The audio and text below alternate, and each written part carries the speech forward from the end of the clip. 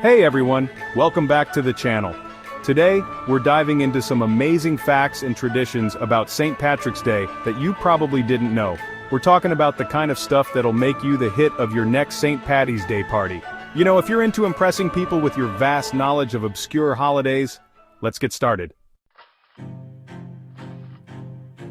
Alright, let's kick things off with a real shocker. St. Patrick, the big guy himself, the reason for the season, wasn't Irish.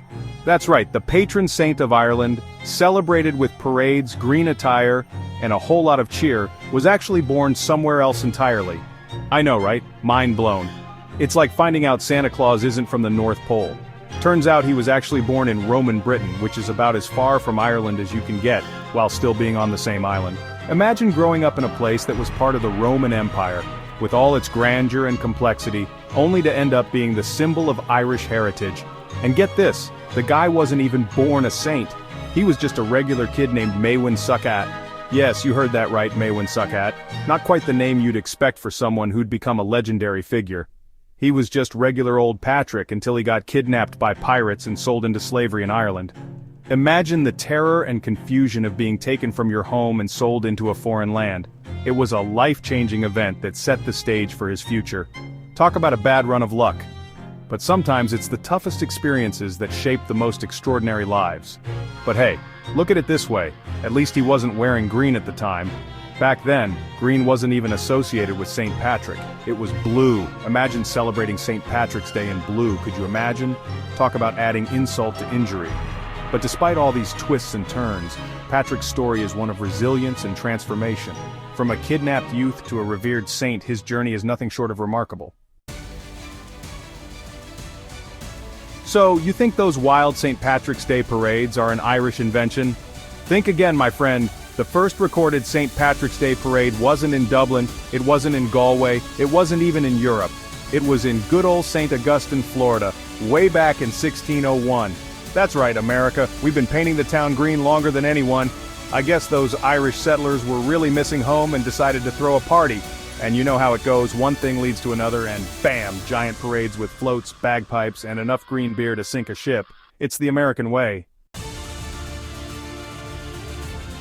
Speaking of going all out, let's talk about Chicago. Every year these crazy kids dye the entire Chicago River green for St. Patrick's Day. Can you imagine being a fish in that river? One minute you're swimming in normal water, the next, bam, everything's green. I bet they have fish therapists on speed dial for that kind of trauma. But hey, it looks cool, and it's all in good fun, right? Just don't drink the water, unless you're really into green smoothies. Chapter 4, the Shamrock, more than just a cute plant. Now let's talk about the shamrock, that iconic three-leaf clover that's synonymous with St. Patrick's Day. This little plant has a lot more to it than meets the eye. It's not just a symbol you see plastered everywhere during the festivities, it has a rich history and deep cultural significance.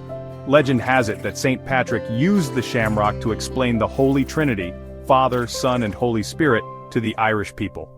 Imagine trying to teach a complex religious concept to a group of people who might not be familiar with it. St. Patrick's choice of the shamrock was both simple and profound. Kind of a genius move, if you ask me.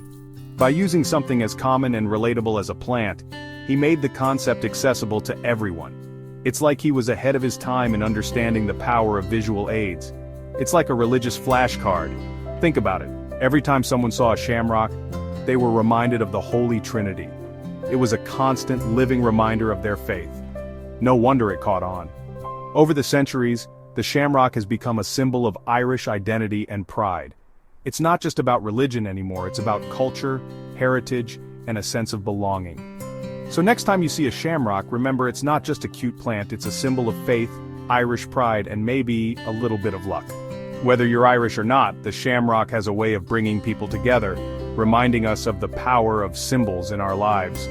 Just don't go eating any random clovers you find in your backyard, you're not a leprechaun. But do take a moment to appreciate the rich history and cultural significance behind this humble little plant. It's more than just a decoration, it's a piece of living history. Chapter 5, Corned Beef and Cabbage. An American imposter? Okay, time for another myth-busting moment. Get ready for this. Corned beef and cabbage, the dish that screams St. Patrick's Day louder than a leprechaun in a green suit, isn't even Irish. I know, my world is crumbling too. Turns out the traditional Irish meal was actually bacon and cabbage. But when Irish immigrants came to America, bacon was expensive and corned beef was the cheap alternative. And thus, an American tradition was born. It's like the culinary equivalent of those made in China tags you find on everything these days. Chapter 6: Leprechauns, Fashion, Challenged. Let's talk about leprechauns, those mischievous little creatures that are as synonymous with St. Patrick's Day as green beer and bad decisions. But here's a fun fact, those little guys weren't always dressed in green. Originally they were described as wearing red. Can you imagine a red-clad leprechaun running around hiding pots of gold at the end of the rainbow? It just doesn't have the same ring to it. Maybe that's why they switched to green, or maybe it was a marketing ploy by the green dye industry, who knows? Let's be honest, folks, St. Patrick's Day in America is basically an excuse to wear green, drink green beer, and pretend you're Irish for a day. And you know what? There's absolutely nothing wrong with that. It's one of the biggest drinking holidays in the United States, with millions of pints of Guinness being consumed worldwide. That's a lot of cheersing to St. Patrick. Just remember to drink responsibly, or at least have a designated driver. We don't want anyone waking up with more than just a hangover on St. Patrick's Day. Chapter 8: Ireland, taking a break from Lent for St. Patrick. Here's a little-known fact. St. Patrick's Day falls during Lent, a time when many Christians traditionally abstain from certain foods and drinks. But you know what they say, when in Rome, or should I say Ireland, the Irish decided to make an exception for their patron saint's day. So while the rest of the Christian world is giving up chocolate and coffee, the Irish are out there enjoying their traditional meals and drinks. Hey, if you can't indulge on St. Patrick's Day, when can you? Chapter 9: St. Patrick's Day, once blue now green. Hold on to your hats, folks, because this one's a doozy. Before green became the official color of St. Patrick's Day, it used to be blue. That's right, blue. Apparently, St. Patrick was originally associated with a shade of blue known as St. Patrick's Blue. It wasn't until later that green took over, probably because of Ireland's nickname, the Emerald Isle. Plus, let's be honest, green just screams party more than blue does. No offense to all the blue lovers out there. Chapter 10: St. Patrick's Day, a global phenomenon. And finally, let's not forget that St. Patrick's Day isn't just an Irish or American holiday anymore. It's a global phenomenon. What started as a religious feast day for the patron saint of Ireland has now transformed into a worldwide celebration of Irish culture, heritage, and joy. From Japan to Australia to Argentina, the spirit of St. Patrick's Day has crossed borders and oceans, bringing people together in a shared celebration. In Tokyo, you can see parades filled with vibrant costumes and traditional Irish music. In Sydney, the iconic Opera House is often illuminated in green, and the streets are filled with revelers. Buenos Aires hosts its own unique festivities, blending Irish traditions with local culture. People all over the world are celebrating St. Patrick's Day with parades, festivals, and a sense of unity. The streets come alive with floats adorned with shamrocks and leprechauns, and everyone, regardless of their background, dons green attire to join in the fun. And of course, lots of green beer. Pubs and bars are packed with people raising their glasses in toasts, enjoying the camaraderie and the festive atmosphere. The tradition of drinking green beer has become a hallmark of the celebration, symbolizing the joy and merriment that St. Patrick's Day brings. It's a testament to the power of culture, tradition, and the human desire to come together and celebrate. Cultural dance performances and traditional Irish music fill the air, creating an ambiance that is both nostalgic and exhilarating. People from all walks of life join in, dancing and singing, making memories that will last a lifetime, and maybe just a little bit of good old-fashioned fun. Children play games, families gather, and friends share laughter, all contributing to the joyous spirit of the day.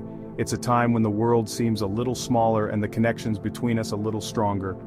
So next time you raise a glass to St. Patrick, remember, you're part of something much bigger than yourself.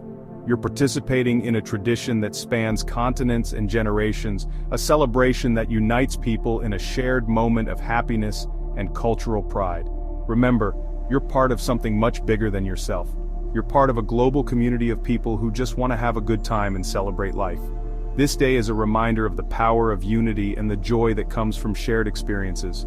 You're part of a global community of people who just want to have a good time and celebrate life. Whether you're in a bustling city or a small town, the spirit of St. Patrick's Day brings people together in a unique and wonderful way. And isn't that what it's all about? Celebrating life, sharing joy, and creating memories with those around us? St. Patrick's Day is more than just a holiday. It's a global celebration of the human spirit. Happy St. Patrick's Day. Thanks for watching.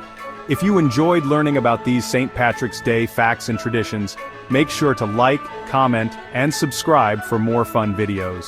And hey, if you learned something new today, don't be shy. Share this video with your friends. Let's spread the St. Patrick's Day cheer far and wide. See you next time.